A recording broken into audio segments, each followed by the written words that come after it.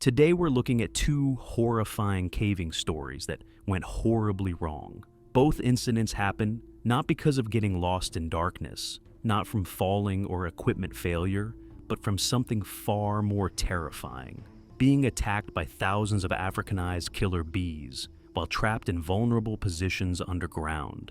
As always, viewer discretion is advised. June 9th, 2007. Helios Medina and 9 companions arrived at Pozo de Gavilan in Mexico on a Saturday afternoon, excited about the weekend expedition ahead.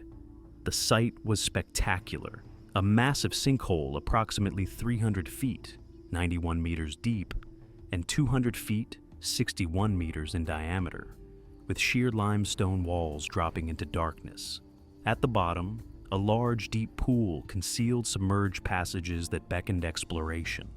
The group had split objectives. 5 members, including Medina, were certified cave divers planning to explore the underwater passages beneath the pool. The remaining 5 were there to help with equipment and practice their vertical rope techniques in preparation for upcoming trips to Sótano de las Golondrinas and Hoya de las Guaguas, 2 of Mexico's most impressive pits. Sunday morning arrived with clear skies. The team began rigging the pit for descent, immediately encountering their first challenge. No suitable trees or boulders existed near the edge to serve as anchor points for their ropes. After assessing their options, they made the decision to use one of their vehicles as the primary anchor. Not ideal, but workable if done carefully.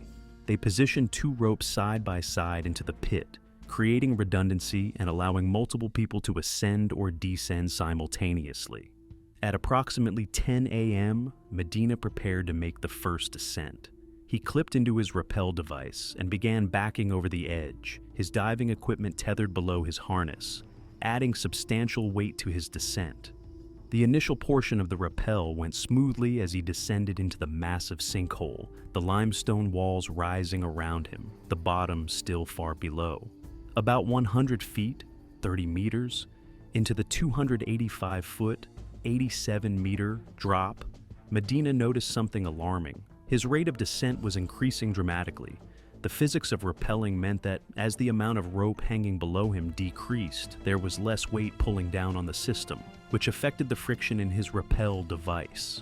He was accelerating, dropping faster and faster toward the bottom that was still nearly 200 feet, 61 meters below.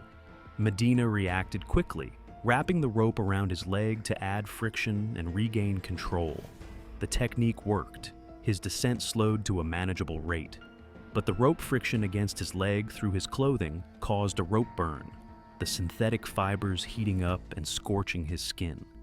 The pain was immediate and sharp, but he had regained control and completed his descent safely despite the injury. The remaining team members descended without incident. Once everyone was at the bottom, the 5 divers prepared their equipment and entered the pool. They submerged into the clear water and began their exploration of the underwater passages, descending to 120 feet, 37 meters depth. At that depth, they discovered the entrance to a passage leading off from the main pool, tempting but beyond the scope of today's dive plan. They made the decision to leave that passage for a future expedition, turn their dive, and exited the pool without incident around 2 p.m. Back on the floor of the sinkhole, the team packed up their diving gear and prepared for the climb out. The ascent would be far more demanding than the descent. 285 feet, 87 meters of vertical climbing using mechanical ascenders, pulling your body weight up the rope foot by foot. A physically exhausting process even for experienced vertical rope specialists. Medina made the decision to wait at the bottom while others climbed, positioning himself as the last person out. His experience would allow him to check each climber's system before they started up, offer assistance to the less experienced team members, and troubleshoot any problems that developed. Meanwhile, another experienced member of the group climbed out first, reaching the surface to help anyone who might struggle at the top, where the rope edge transitions can be tricky. By 3 p.m., 2 people had reached the surface. 4 others, 1 male and 3 females, were climbing simultaneously on the 2 ropes, their ascenders clicking rhythmically as they made steady progress up the limestone walls. Medina remained at the bottom with the other divers who had not yet begun their ascent, watching the climbers above making their way toward daylight. Then he heard it. A scream from above. Sharp, terrified. The kind of scream that instantly communicates that something has gone catastrophically wrong. One of the climbers had accidentally disturbed something on the wall, a large nest of Africanized honeybees hidden in a crevice or depression in the limestone. The response was immediate and overwhelming. Thousands of bees erupted from the nest, a dark cloud of insects programmed by evolution and selective breeding to defend their colony with extreme aggression. They swarmed the 4 climbers suspended on ropes, attacking in numbers that far exceeded anything a typical bee colony would produce. The 2 people who had already reached the surface heard the commotion and rushed to the edge of the pit to see what was happening. The moment they appeared at the edge, the bees attacked them as well. The insects were defending their territory with single-minded fury, targeting anything that moved within their perceived threat radius. One of the surface members, more experienced in vertical rope work, made a split-second decision. Fighting through the swarm of bees stinging his exposed skin, he rigged a 3rd rope into the pit and clipped into a rappel device. He descended back into the sinkhole, moving toward the upper climbers who were being overwhelmed by the insects. He reached the first climber, a woman being stung repeatedly, her exposed skin covered in welts, her movements becoming uncoordinated from the combination of pain, panic, and the cumulative effects of dozens of stings. He attached a lanyard to her harness, pulled out a knife, and cut her ascender slings. With her now attached to him, but free from her own climbing system, he began the agonizing process of climbing back out while dragging her weight below him, all while bees continued to attack both of them. He reached the surface and pulled her to safety, then immediately prepared to descend again. The exhaustion from the first rescue hadn't had time to set in when he dropped back into the pit, rappelling to the second stranded climber on the other rope. He repeated the process, attached lanyard, cut slings, climbed out while dragging the victim's weight, bees attacking every inch of the way. When he finally reached the surface with the second rescue climber, his body began to rebel. The combination of extreme physical exertion, adrenaline crash, and the toxic effects of numerous bee stings caused him to vomit. His muscles trembled from exhaustion. Every sting site on his body burned and throbbed, but he managed to stumble to the vehicle they had used as an anchor point and retrieved a cell phone, calling for emergency help. Down at the bottom of the pit, 285 feet, 87 meters below, Medina had watched the attack unfold with growing horror. 2 climbers remained stranded on the ropes, one approximately 80 feet, 24 meters above the floor, another about 40 feet, 12 meters higher than that, at roughly 120 feet, 37 meters up. Both were being attacked by bees. Every time they tried to move, to change their position, to adjust their equipment, to make any progress up or down, the movement triggered renewed attacks from the swarm. Medina made a critical decision. He put on his wetsuit, the thick neoprene providing protection for most of his body. He called up to the stranded climbers, shouting instructions to change over to rappel and descend back to the floor. But the 2 suspended victims were in no condition to execute complex rope maneuvers while being stung repeatedly. They hung there, 80 and 120 feet above the bottom, sobbing, screaming, unable to help themselves. Medina decided he would have to go get them. The wetsuit would protect his body from the worst of the stings, though his face, hands, and head remained vulnerable. He clipped into one of the ropes and began climbing toward the lower stranded person, while another team member began climbing the second rope to help. The ascent was agonizing. Each movement upward brought Medina closer to the swarm's concentration. Bees that had been focused on the stranded climbers now targeted this new threat moving up the rope. They landed on his exposed skin and stung, his face, his neck, his hands. Each sting was a sharp burning pain, but individually tolerable. The problem was the cumulative effect. Dozens of stings, each injecting venom, the toxic load building in his system with each new puncture. Medina reached the lower stranded climber at 80 feet. 24 meters. The person was in severe distress, covered in stings, crying, disoriented from pain and fear. Medina changed his own system over to rappel and attached a cow's tail, a short tether, to the stranded climber's harness. The other team member, who had climbed the second rope, moved into position and cut the victim's ascender slings. With the person now hanging from Medina's harness via the cow's tail, he began rappelling back to the floor, the added weight making the descent difficult to control. They reached the bottom.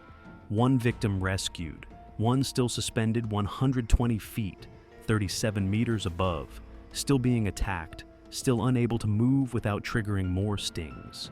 Medina prepared to climb again, to repeat the rescue process for the remaining stranded person. Then something happened that turned the already desperate situation into chaos.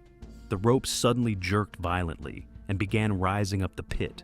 Someone on the surface, panicked, trying to help, not thinking through the consequences, had started the SUV that served as the primary anchor point.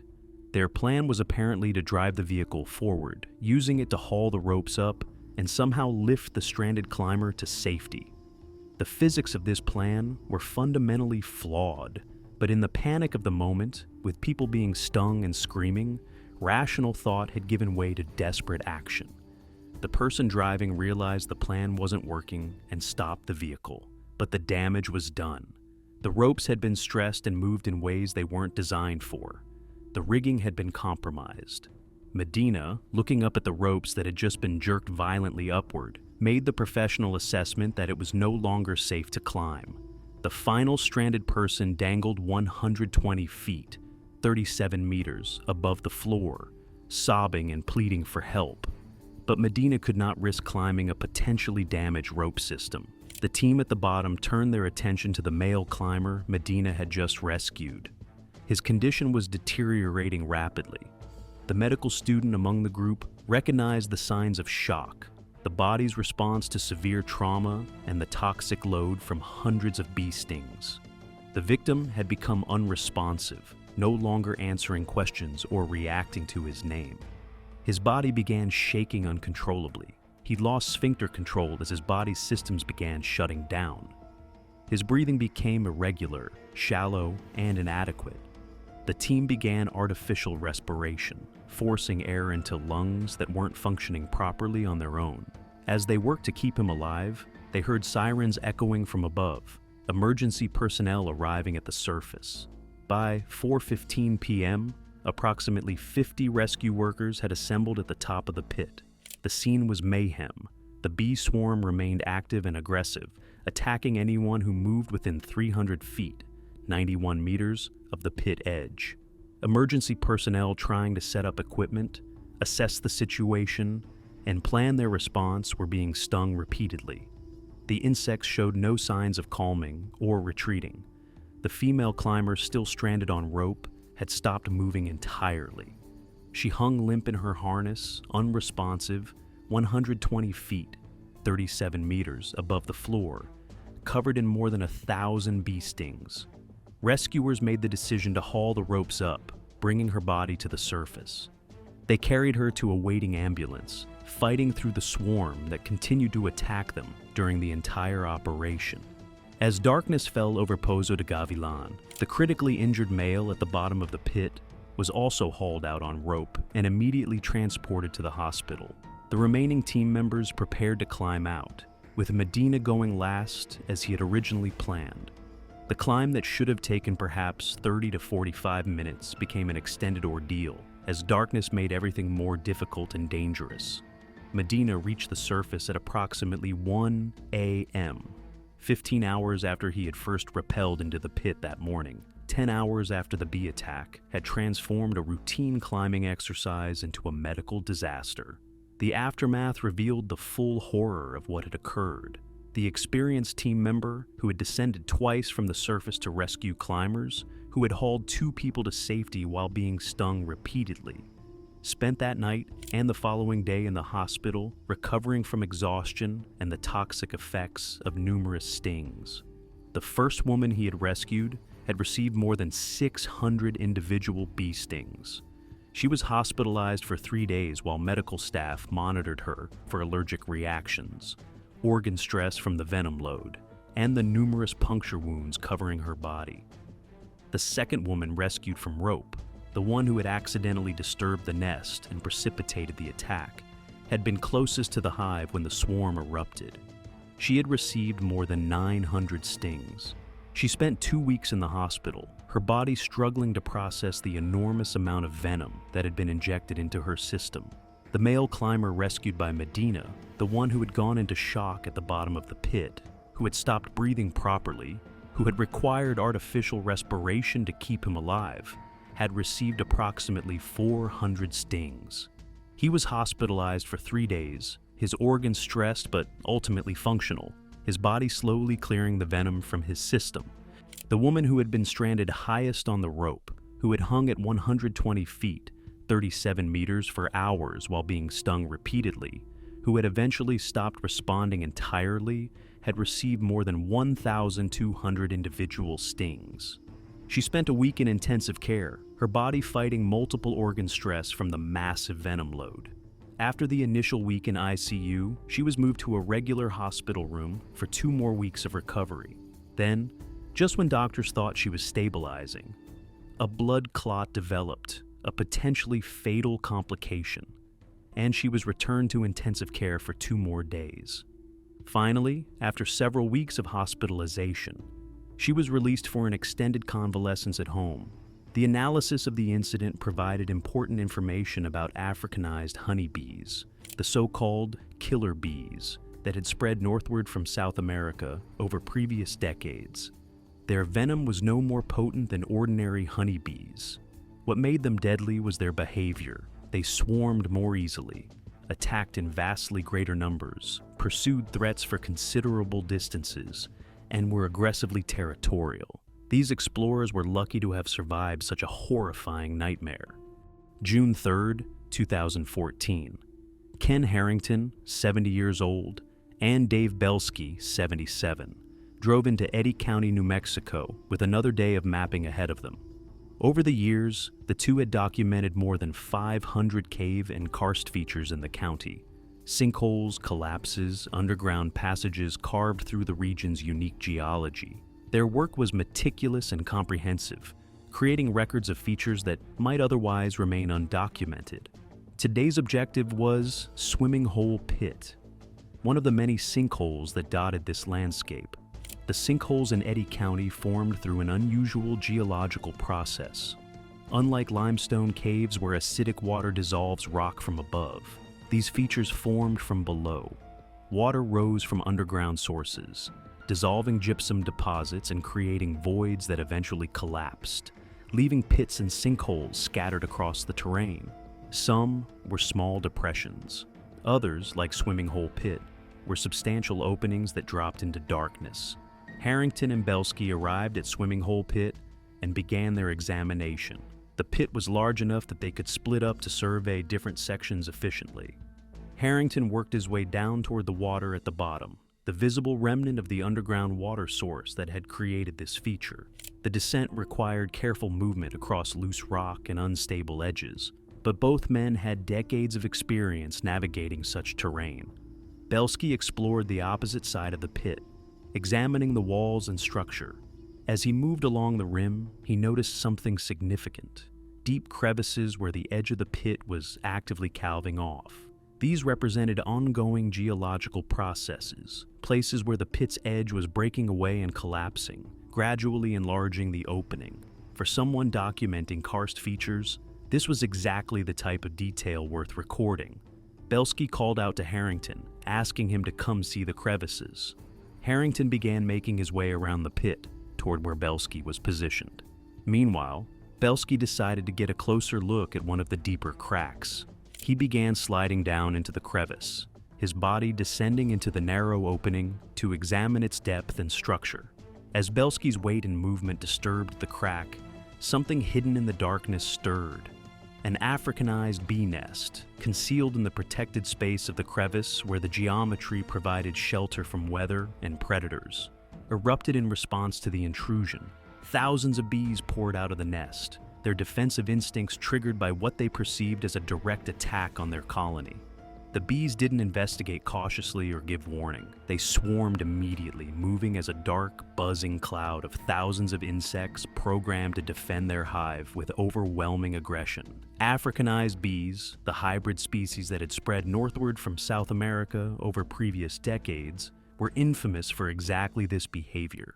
Unlike European honeybees that might send a few guards to investigate a threat, Africanized bees attacked en masse, pursuing threats far beyond what normal bees would tolerate. The swarm located Harrington first. He was closer to the crevice where the nest had been disturbed, making him the initial target. The first stings hit his exposed skin, face, neck, hands, anywhere the bees could reach. Each sting was a sharp, burning pain. The problem was that they weren't coming one at a time. They were coming in dozens, then scores, each bee adding its venom to his system. Harrington ran. There was no fighting a swarm, no swatting them away when they numbered in the thousands. The only survival strategy was distance. Get away from the nest, get to shelter, put barriers between yourself and the attacking insects. He sprinted toward their truck, the only enclosed space available, the swarm pursuing him across the rough terrain. The bees then turned their attention to Belsky. He was still in or near the crevice where he had disturbed the nest. Ground zero for the swarm's defensive response. The attacks intensified. Bees landed on every exposed surface: his face, his arms, his head. One stung him directly on the lip. Belsky ran, following Harrington's path toward the truck. But the bees were relentless. One flew directly into his mouth, perhaps attracted by his gasping breaths, perhaps simply by chance. He felt it hit the back of his throat and instinctively swallowed, the bee going down into his esophagus, its body creating a moment of choking sensation before making it to his stomach. Several more bees attempted to crawl into his ear canal, drawn by the dark space trying to establish themselves in what appeared to be a protected space. Both men reached the truck and threw themselves inside, slamming the doors behind them. But the bees hadn't given up. Dozens had followed them into the vehicle, flying around the enclosed cab, still attacking, still trying to sting. The swarm outside pressed against the windows, crawling across the glass, seeking entry. Harrington and Belsky began the grim work of killing the bees that had made it inside, swatting them against windows, crushing them against the seats and dashboard, eliminating the threat one insect at a time, while more pressed against the glass trying to get in. The process took time. Each bee needed to be located and killed, all while nursing the stings they had already received and watching the massive swarm continuing to attack the truck's exterior. Eventually, the bees inside were eliminated and the swarm outside began to disperse. Africanized bees will pursue threats for considerable distances, sometimes a quarter mile or more, but eventually their defensive instinct gives way and they return to the nest area. The two men sat in the truck, assessing their injuries, counting their stings, and processing what had just happened. Belsky had received multiple stings, including the lip, on the arms, and one on his head. The several that had attempted to take up residence in his ear had been fought off or killed. Harrington had his own collection of stings, each site swelling and throbbing as his body reacted to the injected venom. Luckily, neither Harrington nor Belsky showed signs of allergic response. The stings hurt, the affected areas swelled, but their airways remained clear and their vital signs stayed stable. They were experiencing normal reactions to bee venom, painful but not life-threatening. After waiting to ensure no delayed allergic symptoms would develop, they were able to drive away from Swimming Hole Pit, leaving behind the disturbed nest and the site of their unexpected battle with thousands of aggressive insects. Fatalities from Africanized bee attacks have been documented, primarily among elderly victims or those with underlying health conditions. The sheer number of stings can introduce enough venom to cause systemic toxicity even without allergic reaction. Multiple organ failure, cardiac stress, and other complications from massive venom loads have killed victims who received 500 to 1,000 stings or more. Harrington and Belsky, at 70 and 77 years old respectively, were exactly the demographic most vulnerable to serious complications from bee attacks. Their age put them at higher risk for adverse reactions and made the physical stress of the attack more dangerous. The fact that they escaped with only a few stings rather than hundreds likely prevented a much more serious outcome.